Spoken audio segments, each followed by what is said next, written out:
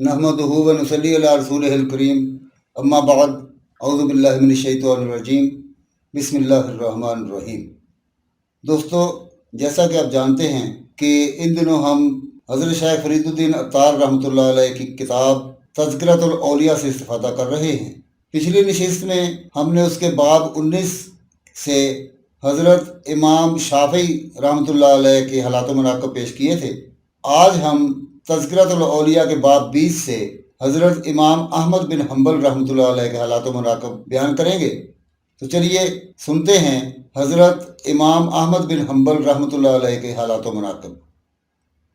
रियाज़त व तक़वा में आपका मकाम बहुत बुलंद है और आप ज़हीन और ज़की होने के साथ साथ मुस्तजाबुद दावात भी थे, और मुआनदीन ने आपके ऊपर जो बहतान बांधे हैं, आपकी ज़ात ग्रामी इनसे कतन मुबर्रा है।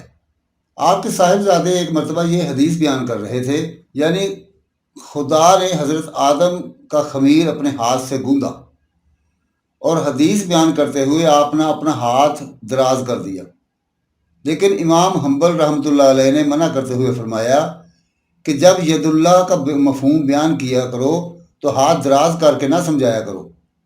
इमाम साहब ने बहुत से मशहूर और जलील कदर बुज़ुर्गों से शरफ़ व नियाज हासिल किया है, और बशर हाफी रहमतुल्लाह अलैह का कौल तो ये है कि इमाम हम्बल रहमतुल्लाह अलैह मुझसे बदरजहा अफजल हैं, क्योंकि मैं तो सिर्फ़ अपने ही वास्ते अक्ल हलाल की कोशिश करता हूँ, लेकिन वो अपने अहलो अयाल के लिए भी हलाल रिज़्क हासिल करते हैं। और हज़रत सरी सक्ती रहमतुल्लाह अलैह का कौल है कि मुतज़िला ने आपके ऊपर जितनी तानाज़ानी की है, मौत के वक्त आप उन तमाम चीज़ों से पाक थे। मसलन बगदाद के मुतज़िला ने हंगामा खड़ा करके ये चाहा कि आप किसी तरह ये तस्लीम कर लें कि कुरान मखलूक है, और इस सिलसिला में दरबार खिलाफत से बहुत बड़ी सज़ाएँ भी दी गईं। हत्ता कि जिस वक्त आपको 1000 कोड़े लगाए जा रहे थे तो इत्तेफाक से आपका कमर बंद खुल गया, लेकिन गैब से 2 हाथ नमूदार हुए और कमर बंद बांध कर गायब हो गए। मगर इतनी शदीद अज़ियतों के बावजूद आपने कुरान को मखलूक नहीं बताया, और जब आप छूट गए तो लोगों ने पूछा कि जिन फितना परदाजों ने आपको इस कदर अज़ियतें पहुँचाई हैं, उनके लिए आपकी क्या राय है? फरमाया कि वो मुझे अपने ख्याल के मुताबिक गुमराह तस्वर करते हैं, और इसलिए तमाम तकलीफ़ें सिर्फ खुदा के लिए दी गई हैं, इसलिए मैं उनसे कोई मुआवजा नहीं करूँगा। मनकूल है कि किसी नौजवान की माँ के हाथ पैर शल हो गए थे, और जब उसने बेटे को दुआ के लिए आपके पास भेजा तो आपने हाल सुनकर वज़ू करके नमाज शुरू कर दी, और जब वो नौजवान घर पहुंचा तो माँ सेहतयाब हो चुकी थी और ख़ुद आकर दरवाज़ा खोला। आप दरिया के किनारे वज़ू कर रहे थे और शख्स बुलंदी पर बैठा हुआ वज़ू कर रहा था, लेकिन आपको देखकर ताज़ीमन नीचे आ गया। फिर उसके इंतकाल के बाद किसी ने ख्वाब में देखकर पूछा कि किस हाल में हो? उसने कहा कि खुदा ताला ने महज इस ताज़ीम की वजह से जो मैंने इमाम हम्बल रहमतुल्लाह अलैह की वज़ू करते वक्त की थी, मग़फ़िरत फरमा दी। आप फरमाया करते थे कि मैं जंगल में रास्ता भूल गया, और जब एक आराबी से रास्ता मालूम करना चाहा तो वो फूट फूट कर रोने लगा।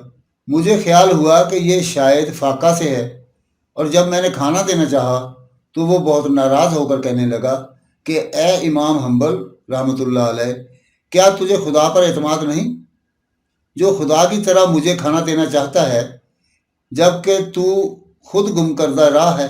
मुझे ख्याल आया कि अल्लाह ताला ने अपने नेक बंदों को कहाँ कहाँ पोशीदा कर रखा है। वो मेरी नीयत को भांप कर बोला कि खुदा के बंदे तो ऐसे होते हैं कि अगर वो तमाम सरजमीन सोना बन जाने के लिए कह दें तो पूरा आलम सोने का बन जाए, और मैंने जब निगाह उठाई तो पूरा सहरा सोने का नज़र आया, और गैब से निदा आई कि ये हमारा महबूब बंदा है, और अगर ये कह दे तो हम पूरे आलम को ज़ेर व ज़बर कर दें। लिहाजा तुझे इस बात का शुक्र अदा करना चाहिए कि तेरी मुलाकात ऐसे बंदे से हो गई, लेकिन आज के बाद इसको कभी ना देख सकेगा। आपके साहिबजादे हज़रत सालेह इस्फ़हान के काजी थे, और एक मरतबा इमाम हम्बल रहमतुल्लाह अलैह के खादम ने हज़रत सालेह के मतबख में से खमीर लेकर रोटी तैयार की, और जब रोटी इमाम साहब के सामने पहुंची तो आपने पूछा कि ये इस कदर गदाज क्यों है? खादिम ने पूरी कैफियत बता दी। तो आपने फरमाया कि जो शख्स इस्फ़हान का काजी रहा हो اس کے یہاں سے خمیر کیوں لیا؟ لہٰذا یہ روٹی میرے کھانے کے لائق نہیں رہی، اور یہ کسی فقیر کے سامنے پیش کر کے پوچھ لینا کہ اس روٹی میں خمیر تو صالح کا ہے اور آٹا احمد بن حنبل کا، اگر تمہاری طبیعت گوارا کرے تو لے لو۔ لیکن 40 یوم تک کوئی سائل نہیں آیا، اور جب روٹیوں میں بو پیدا ہو گئی تو خادم نے دریائے دجلہ میں پھینک دی۔ لیکن امام صاحب کے تقوی کا یہ عالم تھا کہ آپ نے اس دن سے دریائے دجلہ سے مچھلی نہیں کھائی، اور آپ لوگوں سے فرمایا کرتے تھے کہ جس کے پاس چاندی کی سرما دانی ہو اس کے پاس بھی مت بیٹھو۔ ایک مرتبہ امام احمد بن حنبل رحمۃ اللہ علیہ سماعت حدیث کے لیے حضرت ابو سفیان ثوری کی خدمت میں مکہ معظمہ پہنچ گئے اور روزانہ آپ کے یہاں حاضری دیتے۔ ایک دن اتفاق سے جب آپ نہیں پہنچے تو حضرت سفیان نے خادم بھیج کر خیریت معلوم کی، اور جب خادم پہنچا تو دیکھا کہ کپڑے دھوبی کو دے دیے اور خود برہنہ ہیں، اور جب خادم نے عرض کیا کہ آپ مجھ سے رقم لے کر لباس تیار کرا لیں تو آپ نے منع فرمایا کہ میرے ہاتھ کی ایک تحریر کردہ ایک کتاب ہے، اس کو فروخت کر کے 10 گز ٹاٹ لا دو تاکہ میں کرتا اور تہبند تیار کر لوں۔ اور جب اس نے کہا کہ اگر اجازت ہو تو کتان خرید لوں، آپ نے فرمایا کہ نہیں، ٹاٹ کافی ہے۔ ایک مزدور جو آپ کے یہاں کام کرتا تھا، جب وہ شام کو جانے لگا تو آپ نے شاگرد سے فرمایا کہ اس کو مزدوری سے کچھ زیادہ رقم دے دو، اور جب شاگرد نے عرض کیا کہ اس نے تو پہلے ہی انکار کر دیا ہے، اب شاید نہیں مانے گا، آپ نے فرمایا کہ اس وقت تو اس کو زیادہ لالچ نہیں تھا، مگر ہو سکتا ہے اب کچھ زیادہ کی طمع پیدا ہو گئی ہو۔ ایک مرتبہ آپ نے اپنا طباق بنیے کے یہاں رہن رکھوا دیا، اور جب چھڑانے پہنچے تو بنیے نے 2 طباق آپ کے سامنے رکھتے ہوئے کہا کہ ان میں سے جو آپ کا ہو لے لیجئے، کیونکہ میرے ذہن میں نہیں رہا کہ آپ کا طباق ان میں سے کون سا ہے۔ یہ سن کر آپ خاموشی سے بغیر طباق لیے واپس آ گئے، اور یہ صرف تقویٰ کی وجہ تھی کہ بنیے کو یہ کیوں یاد نہ رہا کہ ان میں سے کون سا طباق میرا ہے۔ آپ حضرت عبداللہ بن مبارک سے شرف نیاز حاصل کرنے کے لیے بے حد مطمئن رہتے تھے، اور اتفاق سے ایک دن وہ آپ کے یہاں خود تشریف لے آئے، اور جب صاحبزادے نے ان کی آمد کی اطلاع دی تو امام صاحب خاموش ہو گئے اور ملاقات کے لیے باہر نہیں نکلے، اور صاحبزادے نے پوچھا کہ آپ کو تو ملاقات کی بے حد تمنا تھی، پھر کیوں نہیں ملاقات کی؟ فرمایا کہ مجھے یہ تصور پیدا ہو گیا کہ ملاقات کے بعد آپ کو خوش خلقی کی وجہ سے کہیں آپ کی جدائی میرے لیے شاق نہ ہو جائے، اس لیے یہ طے کر لیا کہ آپ سے ایسی جگہ ملاقات کروں گا جہاں سے جدائی کا امکان نہ رہے۔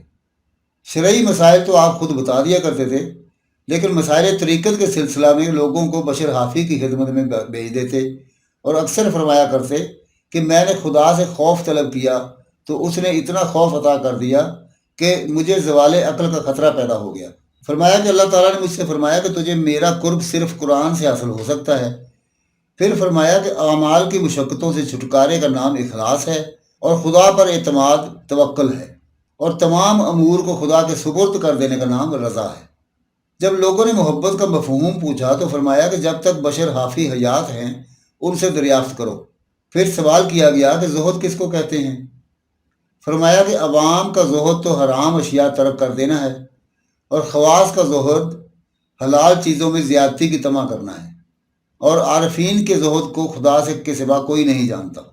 پھر سوال کیا گیا کہ جو جاہل قسم کے صوفیہ مسجد میں متوکل بن کر بیٹھ جاتے ہیں ان کے متعلق کیا رائے ہے؟ فرمایا کہ ایسے لوگوں کو غنیمت سمجھو، کیونکہ علم کی وجہ سے انہوں نے توکل اختیار کیا ہے۔ اور جب لوگوں نے عرض کیا کہ یہ تو محض روٹیاں حاصل کرنے کا ایک بہانہ ہے تو آپ نے فرمایا کہ دنیا میں کوئی جماعت بھی روٹیوں سے بے نیاز نہیں۔